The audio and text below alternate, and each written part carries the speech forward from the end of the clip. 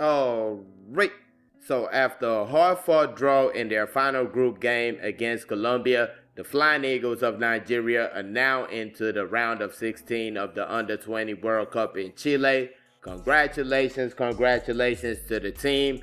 They will take on Argentina in their next match. That will be played on Wednesday, the 8th of October. But before we go any further about the Flying Eagles and Colombia, and also make sure to stay tuned for the head coach and Sani Suleiman in their post-game press conference, not press conference, but post-game interview.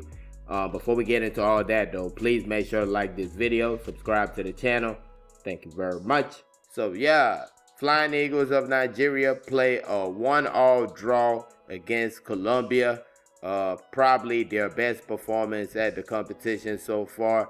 Honestly, I think it is their best performance. I don't think it's probably. I think it's clearly their best performance. All around, from all sectors of the team, defending, midfield, forwards, goalkeeping. I think everybody had a good day when it comes to the Flying Eagles. I really feel when they look back, they'll probably look at what could have been, because they could have really ended up winning the group today. With the result that went on in the other match and the type of performance they put up in this match. A good number of chances. We hit the woodworks 3 times. Really unlucky. We start the game hitting the woodworks. That was like 4 minutes of the match. Daniel Daga. The ball was put in by Suleiman Sani, who, by the way, probably the one damper of the performance of the day, which is that Suleiman Sani won't be able to play in the round of 16 for the Flying Eagles. He picked up his second yellow card of the competition late in the game, and that definitely put a damper on the situation, because this is a player that since he came into the team, he has been box office. Let's keep it real. So that's definitely a tough one, but he created the chance, puts in a nice cross. Daniel Daga heads it at the far post, but hits the woodwork. The second time we hit the woodwork, I think it was Tahir Maigana, point blank, had the goalkeeper beat, but unlucky, hits the woodwork. Then the third time, Suleiman Sani, nice strike from outside the box, hits the woodwork, had the goalkeeper beat hands down. Even before the goal that Colombia scored, we had a good opportunity. Amos Ochoche with a nice ball in the box. I believe it was Salisu Nasiru who got up, got his head on the ball, but the goalkeeper made a fantastic save. Somebody said he could have headed it like to the left or the right, but I think it was a good header. Goalkeeper makes a good save, and right after that, Colombia go ahead and get a goal. It was kind of a normal situation. I felt like the Flying Eagles had everything covered. You could say somebody like Odinaka Okoro probably should have stopped the ball before it got to his wing. Looked like he could have stretched and got it, but the ball goes to the player on his wing. He plays it in the box, and even then, it seemed like the defenders had the player covered. But he did a good job. Holds the ball for a couple of seconds, then drops it for his teammate, and his teammate hit it one time, just swept it into the back of the net. I don't think there was much Ebenezer Haka could do about that situation. That was just a fine finish right there. And 1-0 it was. Now, when it came to the equalizing goal for the Flying Eagles, that came with a whole bunch of drama. First of all, you had the move. Tahir Maigana gets the ball in his own half, finds Barabo Ariahi. Barabo Ariahi does a great job making it past the defender into the box. Then it's unselfish to lay the ball off for Tahir Maigana, who shoots, and they're calling for a handball. Referee doesn't say anything. The Flying Eagles players are shouting for a handball, and referees like play on. And then the head coach has to put in the VAR request, because you get 2 requests per game. The coach put his in, saying that's a handball and that's a penalty. So they go check it out, and of course it is a penalty. Kind of like the situation Daniel Bameyi got in that first match, when you're falling and your hand is up in the air and the ball hits it. So that was kind of the same type of situation.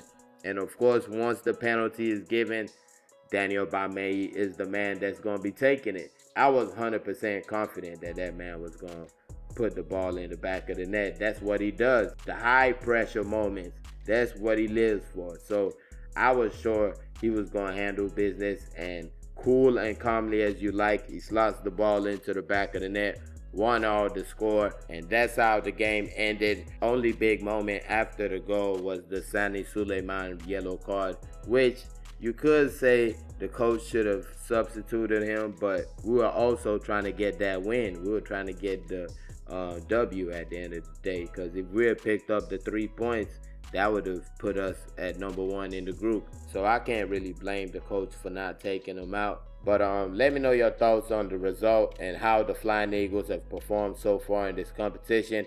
Put it in the comment section. Next, we got the post-game interviews for Aliyu Zubairu, head coach of the side, and Sani Suleiman, forward of the side. Make sure to like this video, subscribe to the channel. Peace. Coach, congratulations. Your team, a very tough game if you ask me, and you've managed a 1-1 draw, and you've made it to the round of 16. I mean, how did you get the better of the Colombians after you were 1-0 down? When the game started, we know they are a physically fit side, and they are equally good on the ball. So when we came back second half, we tried to deny all the passing line, to deny them opportunity to receive pass. I think that was what give us a little edge at the second half. And we make sure that all the play should remain at the final third. So we make sure we keep them at bay. They couldn't come out of their shell. That was what prompted and resulted to the penalty that we got. Is there any opponent you're trying to avoid in the round of 16? All we want is to qualify and go to the next round. And we are not selective about the opponent at all. Are you confident about your team display and getting into the round of 16? Of course we are. I'm confident about their display this evening. It's not an easy match, but they stood their ground. They were very, very proactive. They fought until we got the draw, which is very good for the team. Thank you very much, Coach. Congratulations once again. My pleasure. Suleiman Sani, congratulations. Your team have made it to the round of 16. A very tough game. How did you manage to, scale through and come from behind to manage a draw? It's all about determination. As you can see, teamwork. We played very good, and I'm proud of the team because we are 1-0 to know. So we came back and fought, and hopefully we got to tie. And yeah, we are through to the round of 16. So I'm happy. Okay, now that you're through to the round of 16, what is next for you and your teammate as well as your coaching? Yeah, I can say we will do more. Hopefully, we will not struggle in the next round of the tournament because, as you can see, it's all been struggling, and at least we came back and we got a tie. So next round is going to be better, and for sure, I trust my team. But hopefully, too bad for me, I'm not going to play the game. So we'll see what happens. Round of 16 is a knockout stage, and when you lose, you're going home straight. How confident are you guys making it through? Yeah, I've been confident about this team since day one. Yeah, I trust the boys, and we'll give everything that it takes for us to go through to the quarterfinal. So yeah. Thank you very much, and congratulations. Thank you.